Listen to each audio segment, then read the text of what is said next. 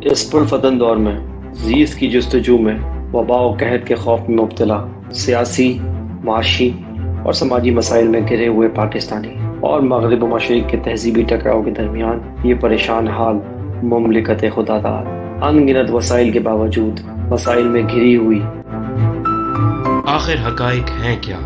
سچ کو تتلا دینے والے حقائق و واقعات، بیداری شعور اور حق گوئی فرض ہے اس قوم پر، کیونکہ یہاں لگا ہوا ہے ایک طرفہ تماشا۔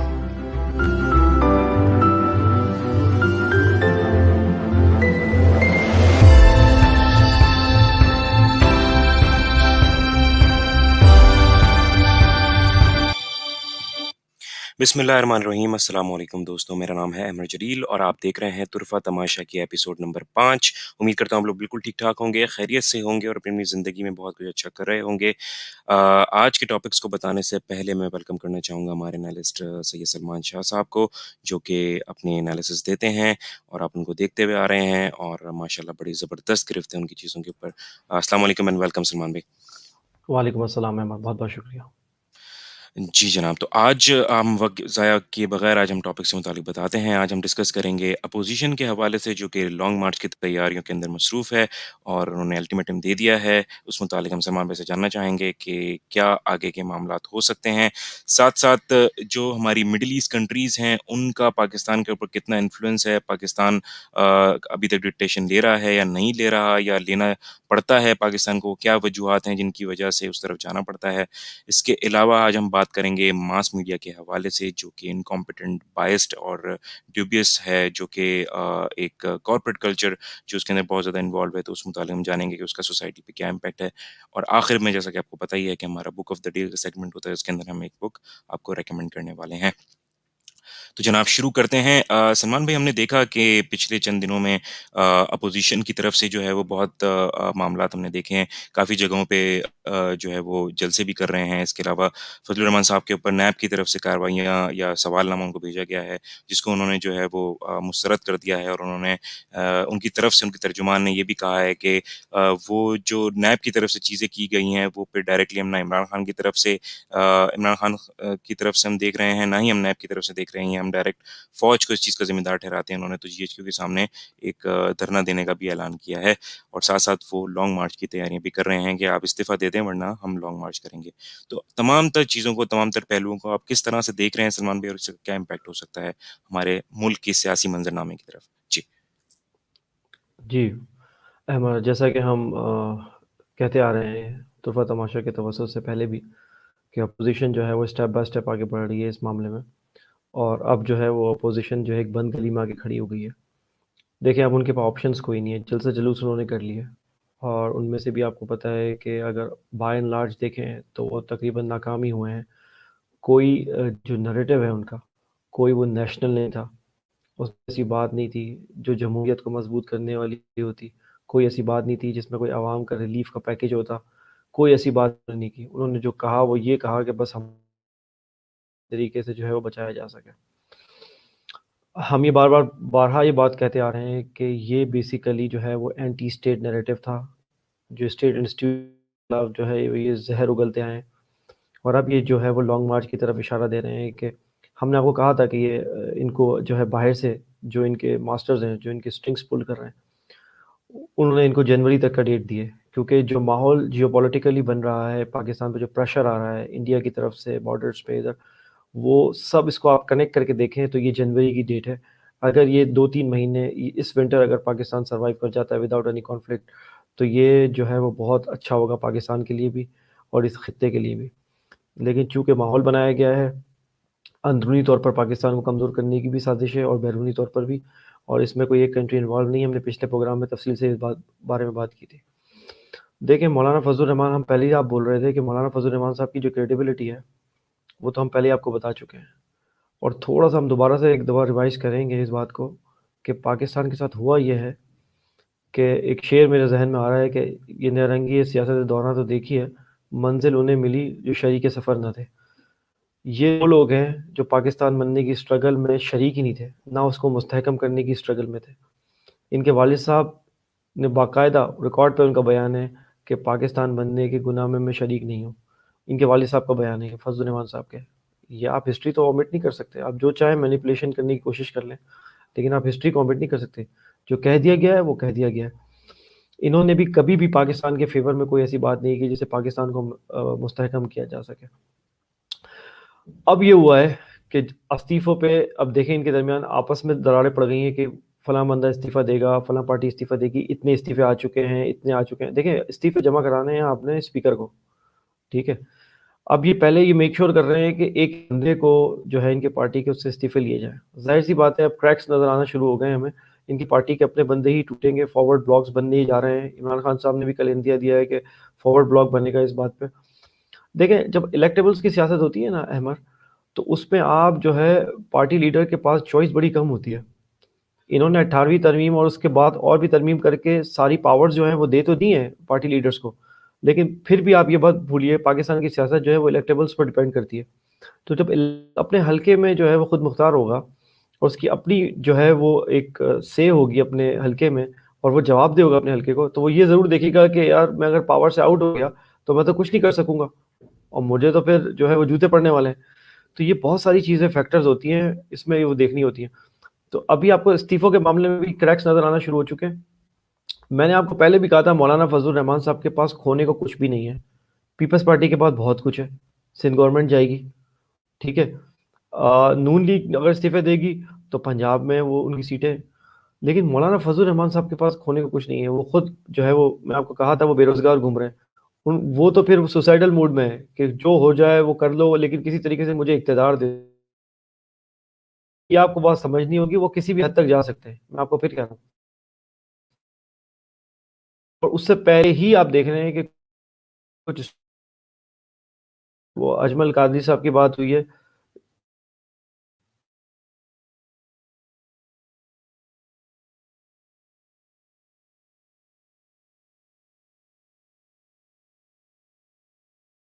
جی طریقے کی جو سلمان بھائی باتیں ہیں آپ وہ کی آلریڈی سرفیس ہو چکی ہیں. اور لاسٹ جو جبکہ کچھ آپ کے ورڈز ہیں وہ ہماری طرف سے تھوڑا سا ڈسٹورشن آئی تھنک ہے. تو آئی تھنک انٹرنیٹ کا کچھ ایشو ہے جس وجہ سے جو اجمل قاضی صاحب کی آپ نے جو بات کی اس کے بعد سے آپ تھوڑا سا کنٹینیو کیجیے گا, سو دیٹ کہ ہمارے ناظرین دوبارہ سے سن سکیں جی آپ کی اس بات کو. جی جی اجمل قادری صاحب, میں نے کہا کہ وہ نواز شریف کے دور میں اب یہ بات سرفیس آئی تھنک ہمارا رابطہ منقطع ہوا ہے ایکسپلینیشن سلمان دینی بھائی پڑے سے, گی. اور ہم کوشش کرتے ہیں کہ ان کو دوبارہ سے ہم کنیکٹ کر سکیں. جی سلمان بھائی. جی میں یہ فرما رہا تھا کہ اجمل قادری صاحب کی جو سٹوری سرفیس ہوئی ہے کہ جو وہ اسرائیل ایک وفد لے کے گئے ہیں نواز شریف صاحب کے کہنے پہ ان کے دور میں, تو اب تو ان کو جواب دینا پڑے گا, کیونکہ یہ تو جا بجا جو ہے وہ عمران خان صاحب پہ یہودی ایجنٹ ہونے کا جو ہے وہ الزام لگاتے رہے. اب ان کو جواب دینا پڑے گا کہ یہ بیک ڈور جو ہے وہ کیا چینل جو ہے وہ چلا رہے تھے اسرائیل سے, اور جن کے مقاصد کیا تھے. انڈیا سے مودی سے ان کے تعلقات سب کو پتہ ہے. جو جندال آئے تھے وہ ڈائریکٹلی ان کے گھر پہ آئے تھے, ٹھیک ہے, ان کو اسپیشل ویزا دیا گیا تھا. مودی صاحب ڈائریکٹ افغانستان سے جب انڈیا جا رہے ہیں تو راستے میں اتر جاتے ہیں شادی پہ, تو ان کے انڈیا سے تعلقات تو سب کو پتہ ہی تھے.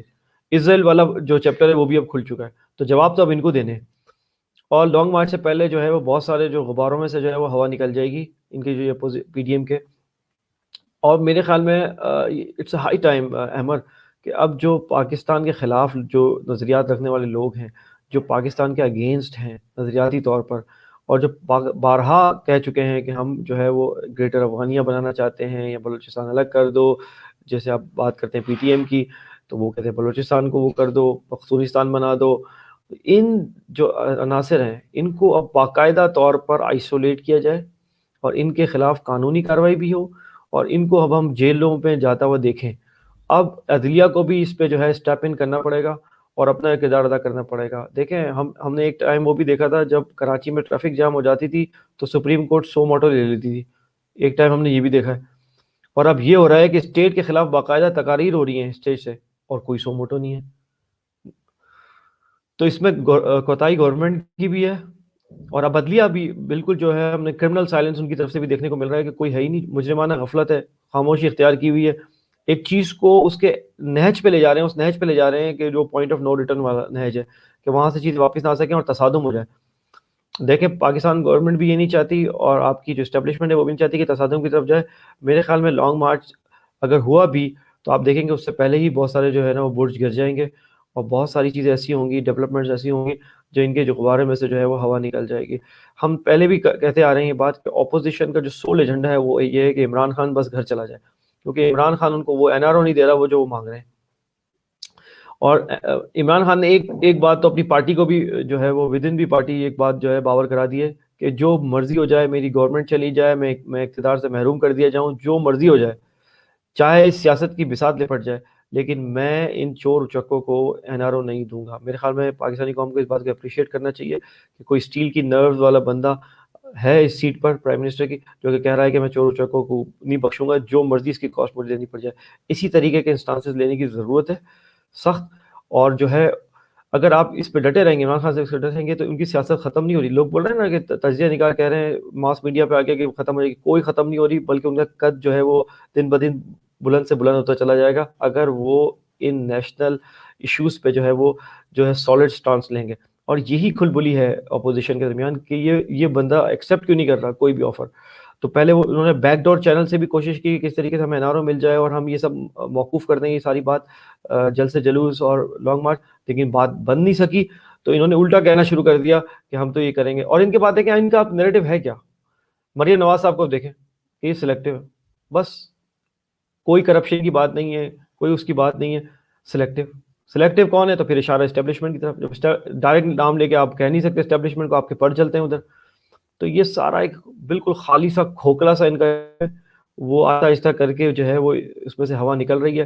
گورنمنٹ کو بہت پہلے ہی کر دینا چاہیے تھا. ہم کہتے آ رہے تھے گورنمنٹ کے پاس بہت مواقع تھے کہ وہ پہلے ہی اس کو، لیکن انہوں نے جو ہے وہ پورا موقع دیا اس کو پروان چڑھنے کا. اور اب ظاہر سی بات ہے اس کی کچھ کاسٹ تو ادا کرنی پڑے گی گورنمنٹ کو بھی. صحیح. تو سلمان بھائی، آپ نے ایک بات کہی کہ ان کے خلاف جو ہے وہ ایکشن لینا چاہیے جو اسٹیٹ اگینسٹ نیریٹو رکھتے ہیں، اور ظاہر ہے وہ ضروری بھی ہے. تو اور آپ نے پھر یہ بھی فرمایا کہ سپریم کورٹ کی طرف سے جو ہے وہ بہت زیادہ خاموشی ہے، کسی قسم کا کوئی سو موٹو ایکشن نہیں لیا جا رہا. تو کیا آپ سمجھتے ہیں کہ اگر ریاست ان تمام تر عناصر کی طرف اگر ایکشن لیتی ہے ان کے خلاف اور ان کو نظر بند کرتی ہے یا پھر ان کے پابندیاں لگاتی ہے، اس طرح کی چیزیں اگر ہوتی ہیں، تو اس کا کیا ری ایکشن آپ دیکھتے ہیں؟ جو ان کے سپورٹرز ہیں، ظاہر ہے جو کہ عوام میں ہی صحیح ہیں، تو آپ اس کا کیا امپیکٹ دیکھتے ہیں پورے پاکستان کے اوپر، پاکستان کی معیشت پر، دوسری چیزوں کے اوپر؟ کیا بہت زیادہ امپیکٹ آئے گا اس کا؟ دیکھیں جیسے کہ میں نے آپ کو کہا کہ گورنمنٹ کو جو کام کرنے کے تھے نا، گورنمنٹ نے بہت ساری چیزیں وہ نہیں کی. گورنمنٹ کے پاس بہت سافٹ پاور ہوتی ہے جو وہ یوز کر سکتی ہے. میں نے پہلے بھی کہا تھا آپ ایک پروگرام میں آپ کے کہ آپ ایک پوری آپ کی جو مین اسٹریم میڈیا ہے اس کی ایک کانفرنس بلائیں اور مین اسٹریم میڈیا کو یہ کہیں کہ پاکستان پر ایک جنگ مسلط ہوئی ہے باہر سے، سائے آپس، ہائیبرڈ وارفیئر، اور اس میں اس کا جو ساتھ دیا جا رہا ہے وہ اپوزیشن کی پارٹیوں کے نیریٹو کو انڈیا میں سیلیبریٹ کیا جا رہا ہے. ہم نے کہی تھی بات، آپ ماس میڈیا کو بلا کے یہ کہیں کہ دیکھیں آپ اپوزیشن کے لیڈرز کی ذرا انٹرویو کریں، ڈیٹیل انٹرویو کریں کہ وہ کیا مقاصد ہیں ان کے، تاکہ عوام کو تو پتہ لگے کہ وہ چاہتے کیا ہیں. دیکھیں اسٹیج پہ کھڑے ہو کے 5 منٹ کی تقریر کر دینا جوشیلی، ویسے ہی جذباتی قوم کے سامنے، تو یہ تو بڑا آسان کام ہے. نعرے بازی ہو جائے گی، آپ سندھ میں بھٹو کا نعرہ لگاتے ہیں، وہاں پر نواز شریف کا نعرہ لگاتے ہیں، پنجاب میں یہ تو آپ چلتے آ رہے ہیں. 30 سال ہم ہو گئے ہم بڑے ہو گئے یہ تب دیکھتے ہوئے. تو ڈیٹیل بٹھائیں. یہ جو اپوزیشن لیڈرز ہیں، فار ایگزامپل مولانا فضل الرحمان صاحب کا انٹرویو کریں اور اس طرح کریں جس طرح ہارٹ ٹاک والے نے جو ہے وہ اسرار ڈار صاحب کا کیا تھا. آپ دیکھیں کہاں جائے گا نیریٹو. یہ چیزیں اویلیبل تھیں گورنمنٹ کے پاس. آپ ٹھیک ہے نا، ٹھیک ہے آپ کے پاس جو ہے آپ بولیں گے پرائیویٹ میڈیا ہم بھی کوئی بھیج دیں، آپ پہلے ان کو عوام کو بتائیں تو صحیح وائے اس بات کے کہ بس عمران گھر چلا جائے اور ان کے کیسز کو بند کر دے اور ان کے جو نیب کے کیسز ہیں وہ بند کر دے اور ان کی بات کو ایکسیپٹ کر لے اور ان کو پاور شیئرنگ فارمولے میں انوالو کر لے. اس کے علاوہ ان کا کچھ بھی نہیں ہے. آپ دیکھیں باٹم لائن ہے یہی. تو امپیکٹ جو ہونے جا رہا ہے، جیسے آپ نے کہا احمد، اس کا جو امپیکٹ ہے عوام کو، یہ بات پہلے آپ نے باور کرانی ہے. پہلے آپ کو دیکھیں، پہلے آپ کو عوام کو یہ بات بتانی ہے کہ ان کا جو کلیم ہے وہ بوگس ہے، اس میں کوئی وزن نہیں ہے، وہ کوئی جمہوریت کو مضبوط نہیں کر رہا، وہ کوئی ملک کو مضبوط نہیں کر رہا، وہ کوئی ریاست کو مضبوط نہیں کر رہا. جب آپ یہ ریئلائز کرا دیں گے تو آٹومیٹیکلی عوام ان کے پیچھے چھڑ، اور جو پھر رہ گئے جو ان کے فین رہ جائیں گے وہ آپ کو پتہ ہے ان سے پھر آپ ڈیل کر سکتے ہیں جو ہے وہ آئرن فسٹ سے. تو پہلے تو آپ کو جو ماسز ہیں جن کو بیوقوف بنا رہے ہیں اور صرف ان کے پیچھے یہ کہ مہنگائی اتنی ہو گئی اور اس کی اتنی ہو گئی، مہنگائی پہ ہم نے پہلے بھی کہا یہ ایشو ہے, ایشو بیسڈ پالیٹکس کریں, اپوزیشن کا حق ہے جو ہے وہ پروٹیسٹ کرنا, وہ کریں آپ, اور اس پہ پریشر بھی ہونا چاہیے حکومت پہ کہ آپ جو پرائسز ہے وہ صحیح کریں, اس پہ آپ کو مافیا سے لڑنا پڑے گا. دیکھیں ایسا تو نہیں ہو سکتا کہ جزا اور سزا کا نظام وضع کیے بغیر جو ہے وہ آپ اس کرائسس سے نکل جائیں. ایسا تو نہیں ہو سکتا کہ آپ ڈپلومیسی کے 2 جملے کہیں اور نکل جائیں.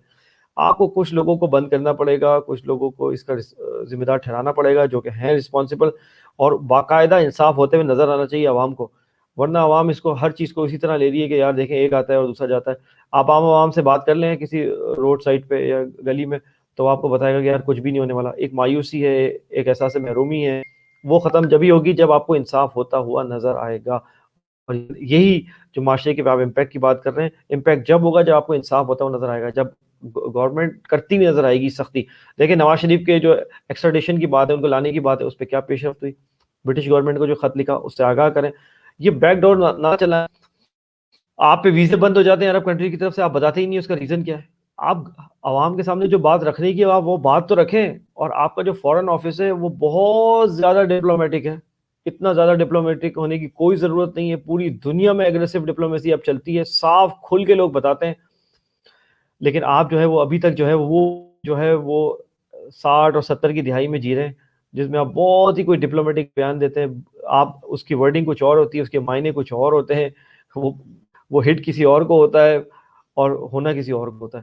تو بس اس سے آپ کو نکلنا ہوگا, اور آپ کو جو ینگ جنریشن ہے اس کو ذرا جو ہے وہ کی پوزیشن, جو پڑھے لکھے آپ کے جو پیٹریوٹ اچھے پاکستانی پڑھے لکھے, ان کو لانا ہوگا. اور وہ جو مائنڈ سیٹ ہے جو یہ کہتا تھا کہ یہ ملک ایسے ہی چلتا رہے گا, ان کو ذرا آپ کو پیچھے کرنا پڑے گا. اور یہ تھوڑا تکلیف دہ عمل ہے اور ذرا سلو عمل ہے, لیکن عمران خان صاحب کو انیشیٹ تو کرنا چاہیے نا اسے, تاکہ جب وہ 5 سال کمپلیٹ کریں تو کہہ تو سکیں کہ بھائی دیکھیں یہ چیزیں ہم نے کی ہیں انیشیٹ. بالکل آپ نے صحیح کہا سلمان بھائی. اور آپ نے فارن پالیسی کے حوالے سے بھی گفتگو کی کہ ہماری فارن پالیسی جو ہے وہ اوور دا ایئرز بڑا اس میں لیک ہمیں دکھا ہے, بہت زیادہ کمزور ہماری پالیسی رہی ہے. اس کو ہمیں مضبوط کرنے کی ضرورت ہے, کیونکہ ظاہر ہے کسی بھی ملک کی جو عزت ہوتی ہے, جو اس کا ایک مقام ہوتا ہے, وہ جو خود چوز کرتے ہیں اپنی پالیسیز کی وجہ سے. اور فارن پالیسی ہماری جو ہے وہ کافی زیادہ ڈینیل میں دکھی ہے over the years. Foreign policy کے حوالے سے اگر ہم بات کریں تو مڈل ایسٹ کنٹریز کا پاکستان کے اوپر بہت زیادہ ہمیں امپیکٹ دکھتا ہے, اور ایک طرح سے دیکھا جائے تو پاکستان نہ چاہتے ہوئے بھی ان سے ڈکٹیشن لیتا ہے. تو آپ اس بارے میں کیا کہیں گے کہ ابھی کیا صورت حال ہے پاکستان کی, کہ جو مڈل ایسٹ کنٹریز ہیں, میں اسپیسیفکلی کسی ایک کنٹری کے تو نام نہیں لوں گا, عرب کنٹریز جو ہیں وہ ڈکٹیشن کب تک لیتی رہے گی, اور کب تک فارن پالیسی جو ہے وہ اس طرح کی چیزوں کو جو ہے وہ ایکسیپٹ کرتی رہے گی یا ویلکم کرتی رہے گی؟ جی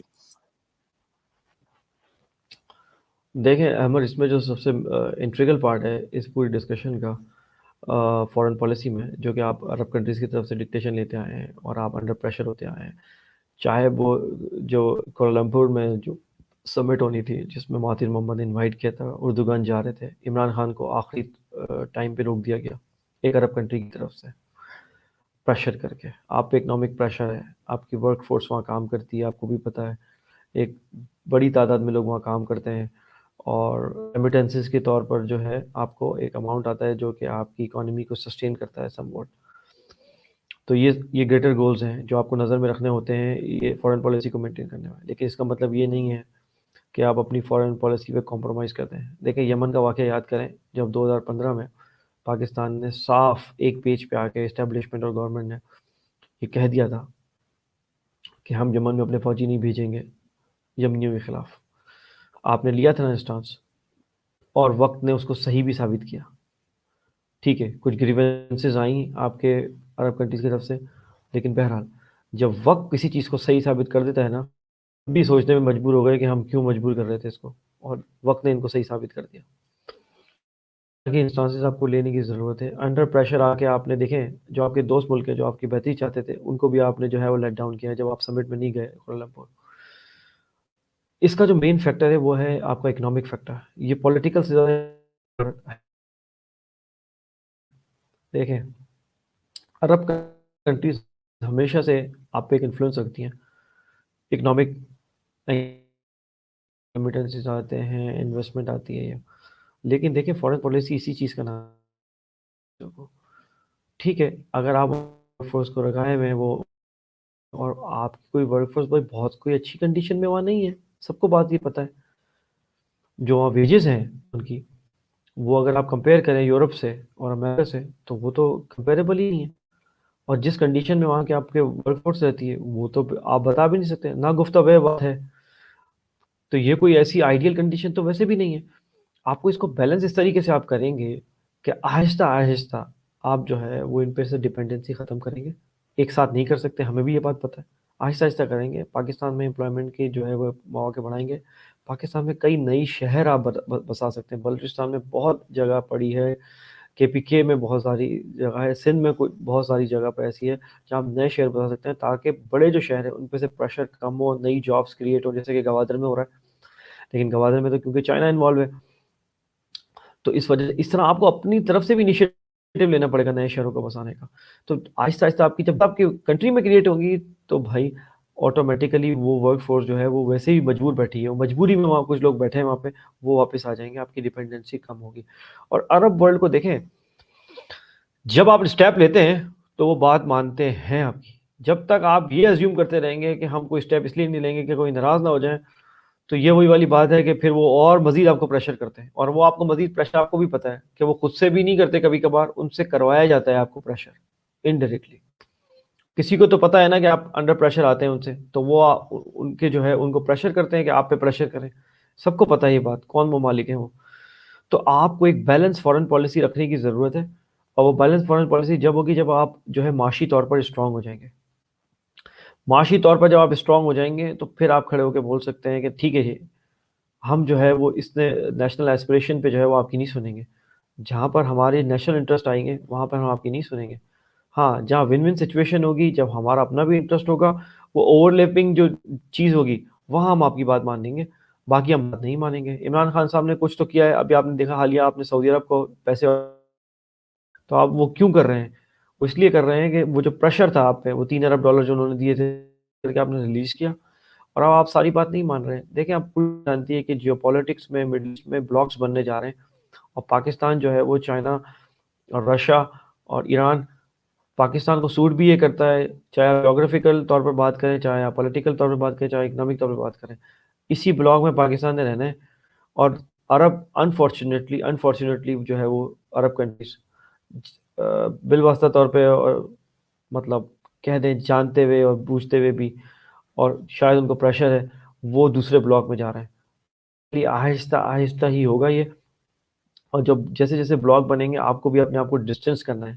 اور آپ معاشی طور پہ آپ کو ڈسٹینس ایسے ہی کریں گے جب آپ خود مختار ہوں گے، معاشی طور پر خود کفیل ہوں گے بہت ساری چیزوں پہ. تو یہ آپ کو کچھ اسٹریٹجک گولز بنانے پڑیں گے.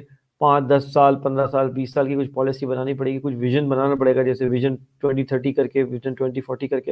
اور اس پر ارسپیکٹو آف دا گورنمنٹ، کسی کی بھی گورنمنٹ ہو، سختی سے آپ کو عمل کرنا پڑے گا. تب جا کے کہیں آپ اس کرائسس سے نکلیں گے، ورنہ آپ ہمیشہ انڈر پریشر رہیں گے، جیسا کہ آپ ماضی میں بھی رہتے آئے ہیں. تو اس کا طریقہ یہ ہے کہ آپ بیلنس کریں، آہستہ آہستہ اسٹریٹجی بنائیں، اور آہستہ آہستہ ڈیپینڈنس کم کر کے، اور جو ہے وہ نکل جائیں اس نرغے سے. کیونکہ دیکھیں، اب آپ عرب کی، جب عرب آپ کو پریشر کرتا ہے تو آپ کو پتہ ہے کہ عرب کو بھی کوئی پریشر کرتا ہے کہ آپ پہ پریشر کیا جائے.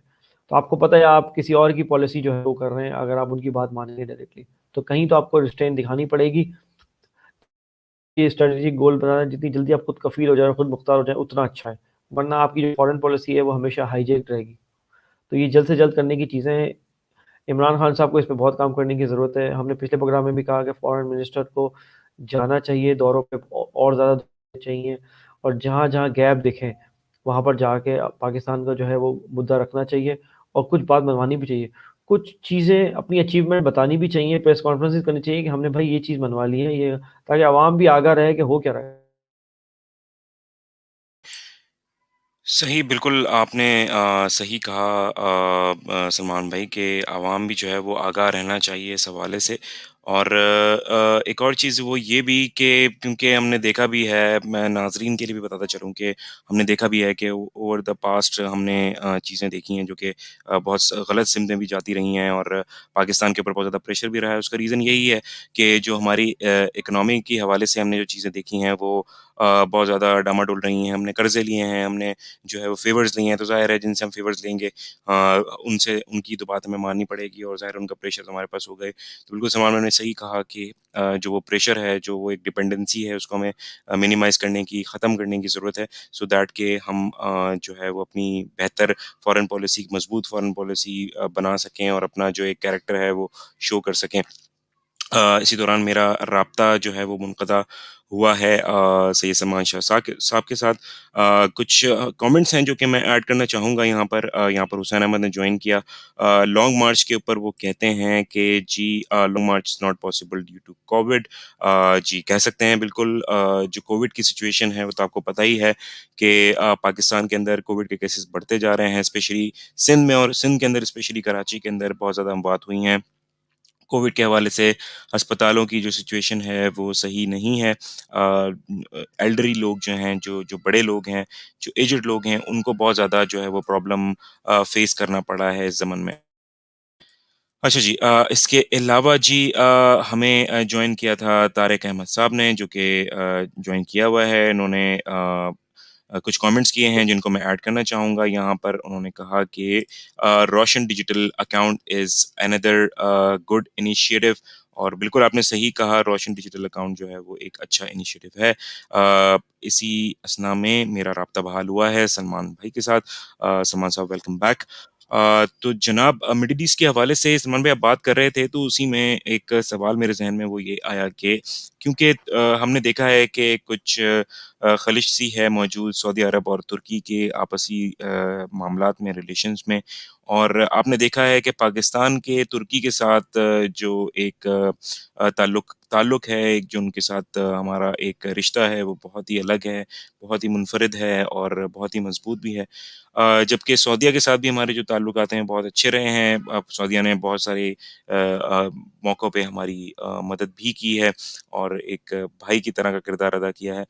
تو ترکی اور سعودیہ کو ساتھ لے کے چلنا کتنا مشکل ہے پاکستان کے لیے؟ کیا پاکستان ایک ایسی ریاست ہو سکتی ہے جو کہ ترکی, سعودیہ, ایران اور ان کے درمیان جو کانفلکٹس ہیں ان کو ختم کروانے میں ایک میڈیٹر کا کردار ادا کر سکے؟ جی دیکھیں احمد, پاکستان نے ہمیشہ سے یہ کوشش کی ہے کہ ثالثی کا کردار ادا کیا جا سکے ان کے درمیان. لیکن دیکھیں اگر آپ بات کرتے ہیں, یہی تو فورن پالیسی کا آرٹ ہے کہ آپ نے بیلنس کرنا ہے. دیکھیں آپ کو معلوم ہے کہ سعودیہ اور ترکی کے ایک ہسٹوریکل بیک گراؤنڈ ہے, ٹھیک ہے نا, آٹومن امپائر اور آل سعود, اور ٹھیک ہے ایک ہسٹوریکل بیک گراؤنڈ ہے, ان کی چپکلیشیں اور سارا سب کچھ. اپارٹ فرام دیٹ ایران اور عربس کی کیوں نہیں بنتی, اس کا بھی ایک ہسٹوریکل پورا بیک گراؤنڈ ہے. اور خاص طور پہ 1979 کے ایرانین انقلاب کے بعد عرب ممالک کو یہ ڈر ہو گیا تھا کہ کہیں ایسا نہ ہو کہ یہ جو ایرانین انقلاب ہے یہ کہیں جو ہے وہ ایکسپورٹ ہو کے جو ہے وہ عرب ورلڈ میں نہ آ جائے, کیونکہ سب کو پتہ ہے کہ بادشاہت ہے. تو یہ 79 کے بعد جو ہے وہ بالکل ڈائنامکس بدل گئے جہاں تک بات ہے ایران کی اور سعودی عرب کی. اب پاکستان ہمیشہ سے ثالثی کا ہی کردار ادا کرتا رہا ہے اور ایک بیلنس کرنے کی کوشش کرتا آ رہا ہے. اب دیکھیں اگر پاکستان کو ترکی کو اس معاملے میں کامیاب ہونا ہے اور مسلم امہ کو ایک پلیٹ فارم پہ جمع کرنا ہے, تو آپ کو جو ہے وہ بہت تواتر سے جو ہے وہ کانفرنسز کرنی پڑیں گی, OIC کے فورم کو دوبارہ سے بحال کرنا پڑے گا, اور باقاعدہ اسٹیک ہولڈرز کو آپ کو آمنے سامنے لا کے بٹھانا پڑے گا. یہ جو بیک ڈور ڈپلومیسی ہے نا, یہ کام نہیں کرے گی.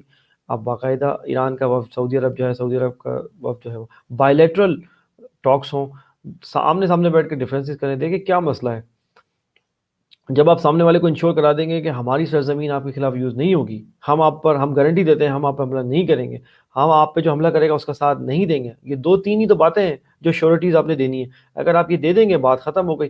لیکن اگر ایکویشن اتنی آسان ہوتی تو بات ہی کیا تھی, کیونکہ اس کے درمیان بہت سارے جو ہیں اور لوگ بھی ہیں جو آپ کو آپس میں لڑوانا چاہتے ہیں, جو مسلم امہ کو آپس میں لڑوا کے کمزور کرنا چاہتے ہیں. آپ کو بھی پتہ ہے یہ بات, تو وہ یہ نہیں چاہتے کہ یہ ہو, اور انہی کی یہی شاخسانہ ہے کہ جس کی وجہ سے یہ اتنی دراڑیں پڑ گئی ہیں کہ سعودی عرب اسرائیل کے ساتھ تو بیٹھنے کو تیار ہے لیکن ایران کے ساتھ بیٹھنے کو تیار نہیں ہے.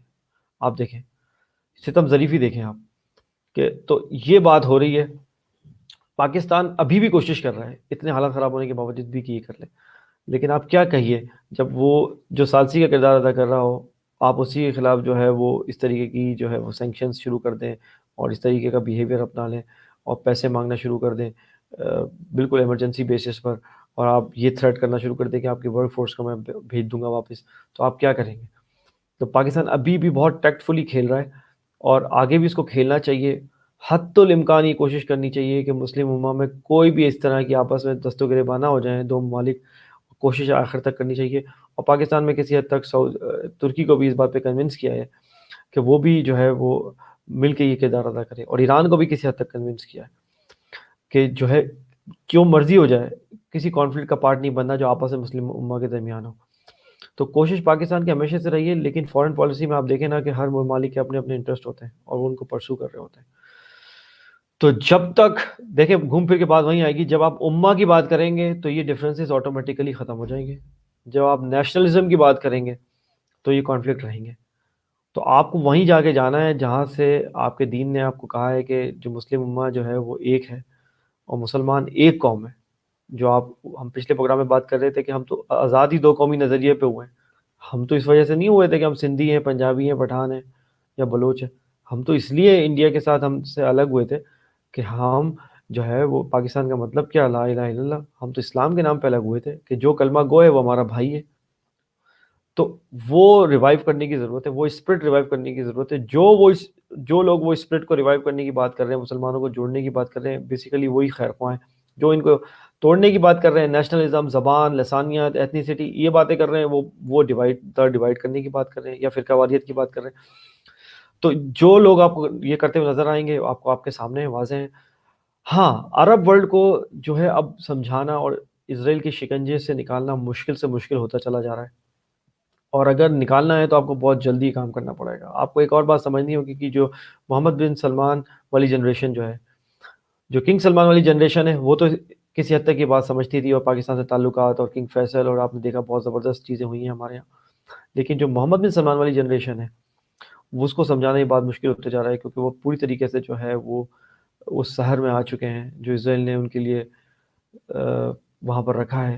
اور وہ جو نیا شہر بن رہا ہے، نیوم سٹی، اور سارا سب کچھ وہ آپ کو پتہ ہی ہے سارا سب کچھ. تو اب وہ بہت مشکل ہے ان کے شکنجے سے نکالنا. پاکستان کو بہرحال اپنی کوشش پوری کر لینی چاہیے.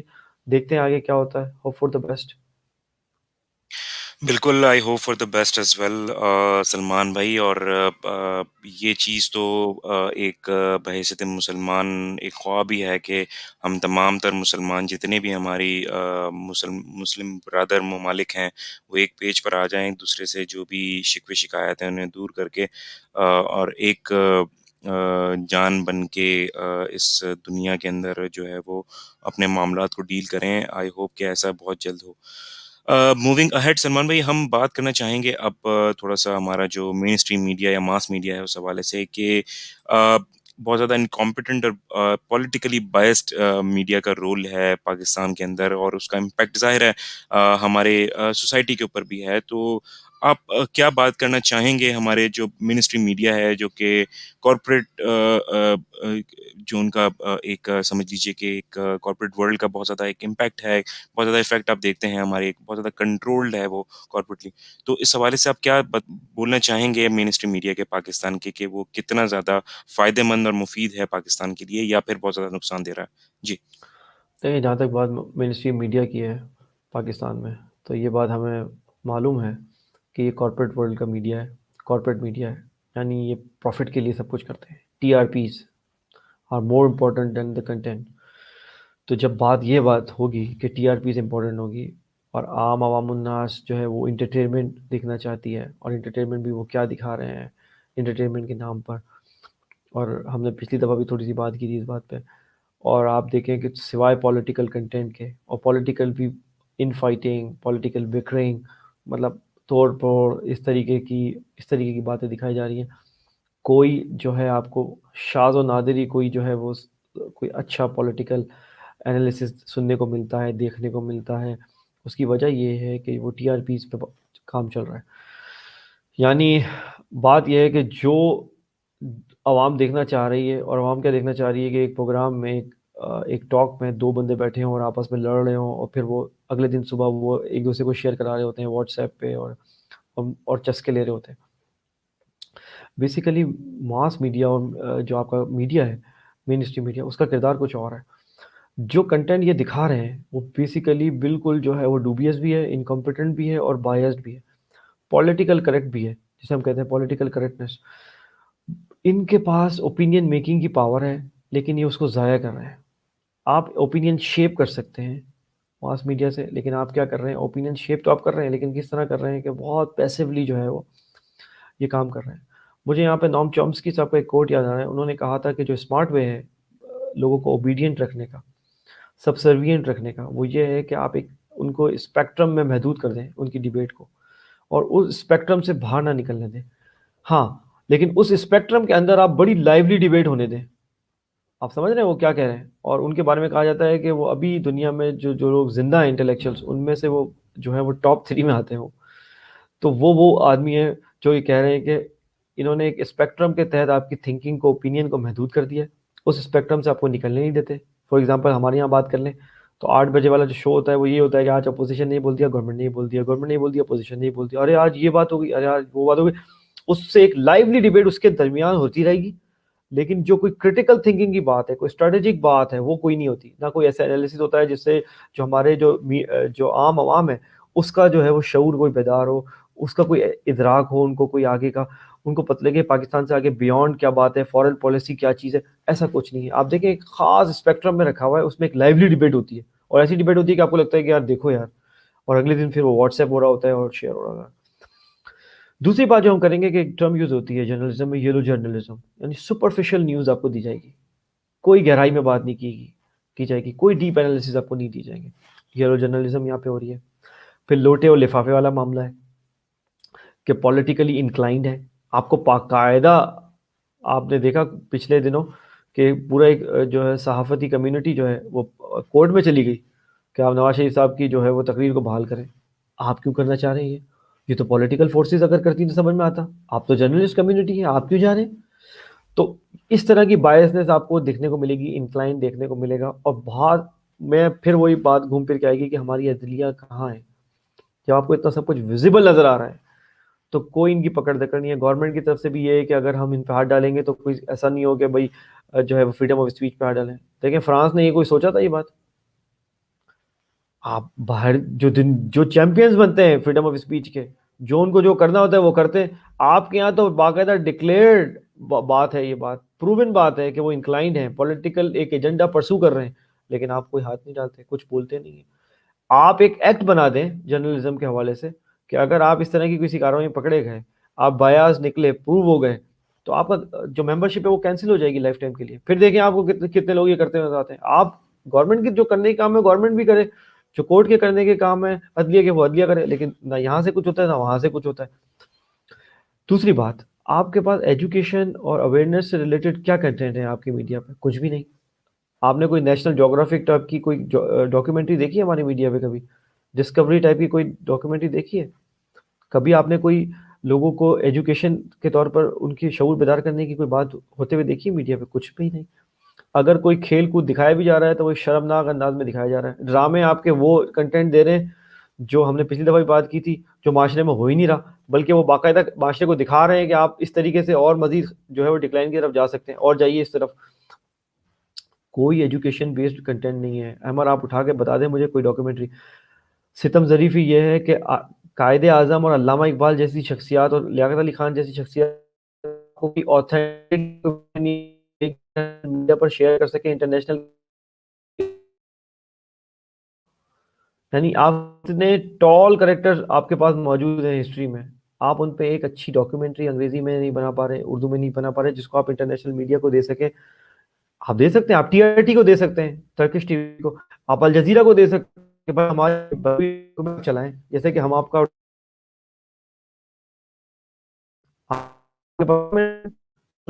شیئر کر سکیں اپنی ہی شخصیات پر. یا کوئی ایسی ڈاکیومنٹری آپ نے دیکھی کہ پاکستان کیوں بنا تھا؟ کوئی ڈاکیومنٹ کیا آپ نے؟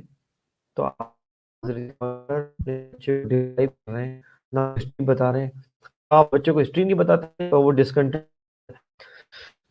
ڈسکنیکٹ ہو جاتا ہے, تو وہ پھر اس کو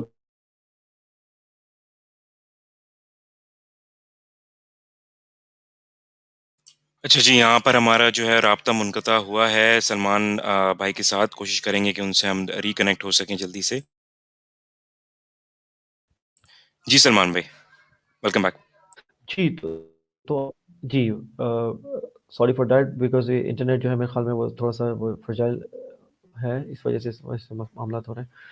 تو کہنا میں یہ چاہ رہا تھا کہ آپ اپنے بچے کو ڈسکنیکٹ کر کے رکھے ہوئے ہیں، ان کو جو ہے اپنی ہسٹری پڑھاتے نہیں ہیں، پھر وہ دوسرے کا کنٹینٹ دیکھتا ہے، پروپیگنڈا کی جو ہے وہ شکار ہو جاتا ہے۔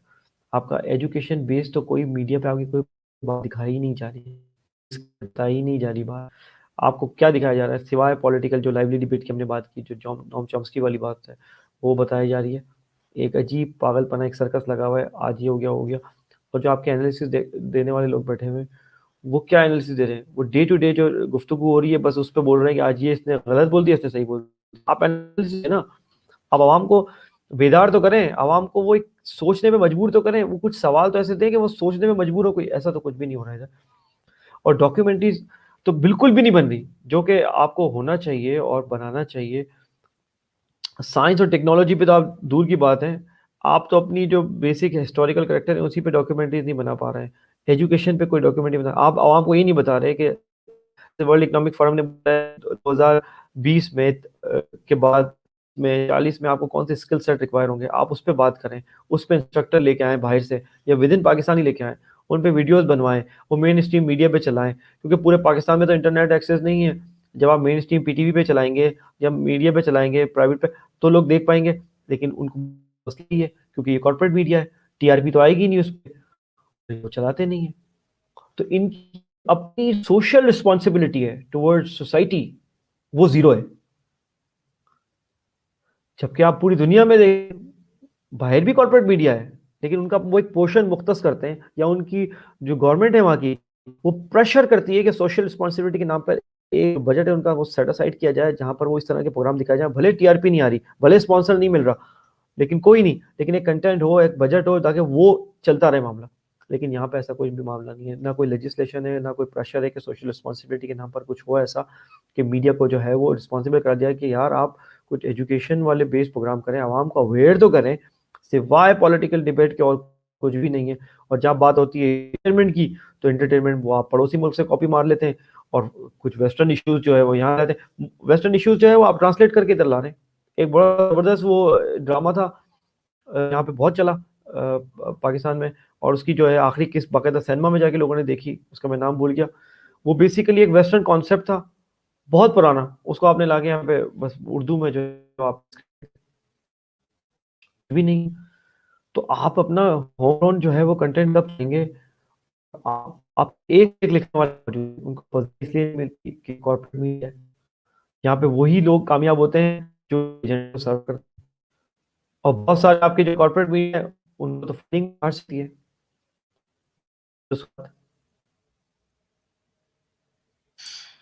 جی سلمان بھائی، آئی تھنک آپ کی آواز جو ہے وہ اینڈ میں جی تھوڑا سا جناب، آج انٹرنیٹ کا کچھ ایشو ہے۔ کوشش یہ کریں گے کہ ہم اس کو کوشش کریں گے کہ ہم ریپ اپ کریں اور آئندہ پروگرام میں جو ہے ہم اس کو مزید ہم کور کر سکیں۔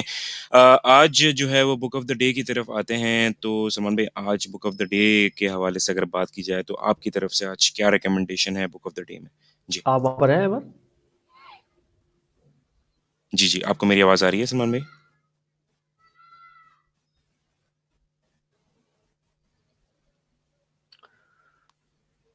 جی سلمان بھائی، آواز آ رہی ہے آپ کو میری؟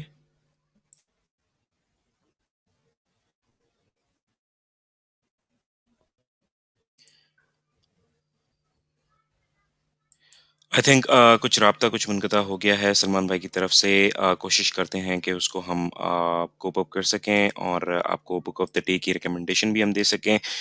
ساتھ میں ہم کوشش کریں گے کہ آپ کے جو کامنٹس ہیں ہم ان کو ایڈ کر سکیں جو کہ ہمارے پاس آ رہے ہیں۔ لاسٹ کامنٹ جو کیا تھا وہ کیا تھا ہمارے پاس طارق صاحب نے، جو کہ جنہوں نے کہا کہ جو روشن ڈیجیٹل پاکستان اکاؤنٹ ہے وہ ایک بہت اچھا انیشیٹو ہے۔ بالکل آپ صحیح کہہ رہے ہیں کہ ایک اچھا انیشیٹو ہے۔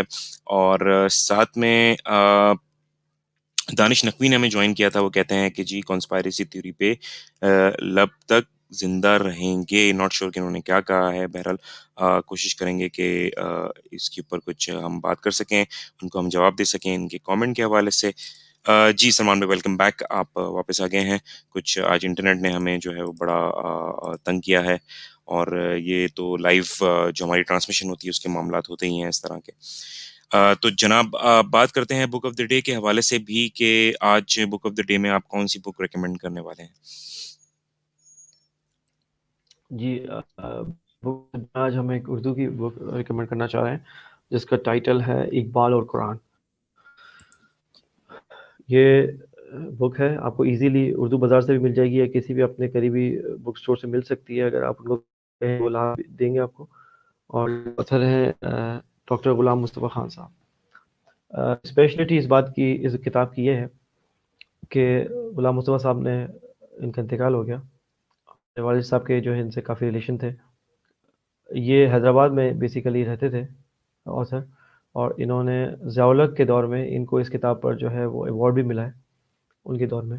اور یہ کتاب جو بیسیکلی قرآن اور اقبال کا جو کلام ہے بیسیکلی، تو جو قرآن کی تفسیر اقبال نے، علامہ اقبال نے جو اپنی شعر کے شاعرانہ انداز میں کی ہے، یہ اس پر ڈیپینڈ کرتی ہے.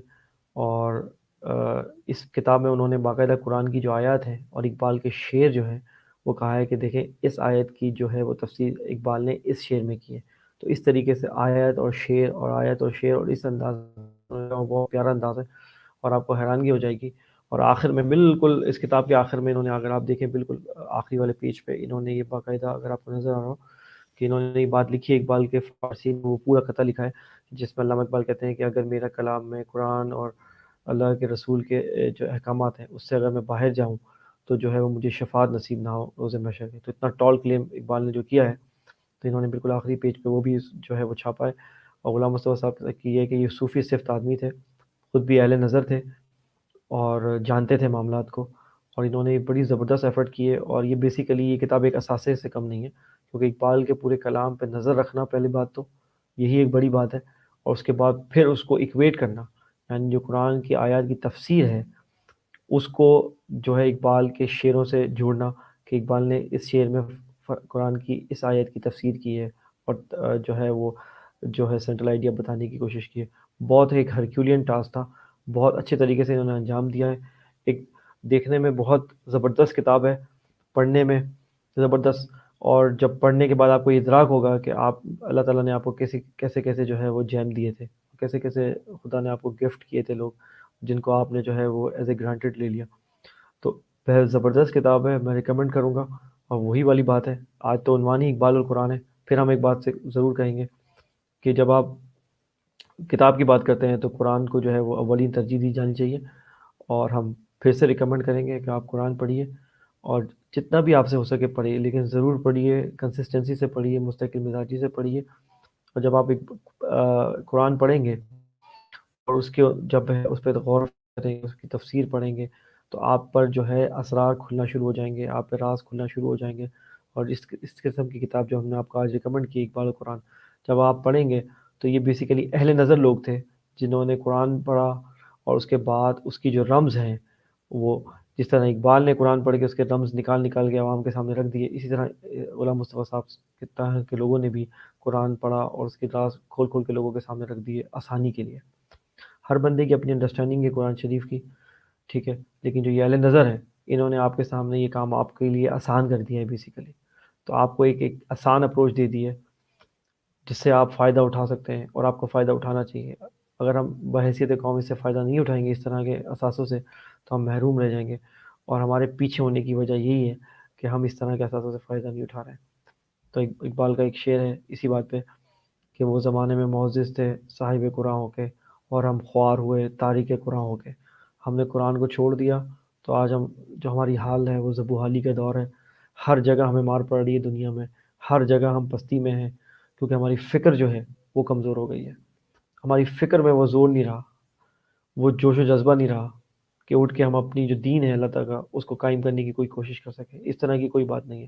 اس طرح کی اگر آپ کتابیں پڑھیں گے تو آپ کو پتہ لگے گا کہ ہمارے جو اسلاف تھے وہ کون لوگ تھے، ان کی نظریہ کیا تھا، وہ کس طرح بلند سوچتے تھے، اور وہ کسی کو بھی جو ہے وہ خاطر میں نہیں لاتے تھے اس معاملے میں جب بات ہوتی تھی. کیونکہ آپ کو، جب آپ کے ہاتھ میں قرآن جیسی کتاب ہو تو آپ کو کسی بھی قوم سے مروب ہونے کی کوئی ضرورت نہیں ہے، کسی بھی ڈاکٹرائن سے مروب ہونے کی کوئی ضرورت نہیں ہے، کسی بھی کانسٹیٹیوشن سے مروب ہونے کی کوئی ضرورت نہیں ہے، لیکن بس شرط یہ ہے کہ آپ صرف پڑھیں نہ بلکہ اس پہ عمل بھی کریں، جتنا ہو سکے شروع تو کریں۔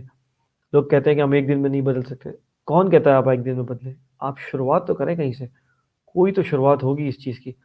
ایسا تو نہیں ہو سکتا کہ آپ ہاتھ پر ہاتھ دھرے جو ہے بیٹھے رہیں۔ تو ہمارا بس یہی ایک میسج ہے آج اس کتاب کے حوالے سے کہ ضرور پڑھیے، اور اسی سے حوالے سے اقبال کو بھی ضرور پڑھیے۔ علامہ اقبال پہ ہم ایک جامع پروگرام کریں گے انشاءاللہ آنے والے دنوں میں، جہاں ہم باقاعدہ ریکمنڈ کریں گے کہ آپ ان کے کلام کو کہاں سے پڑھنا شروع کریں۔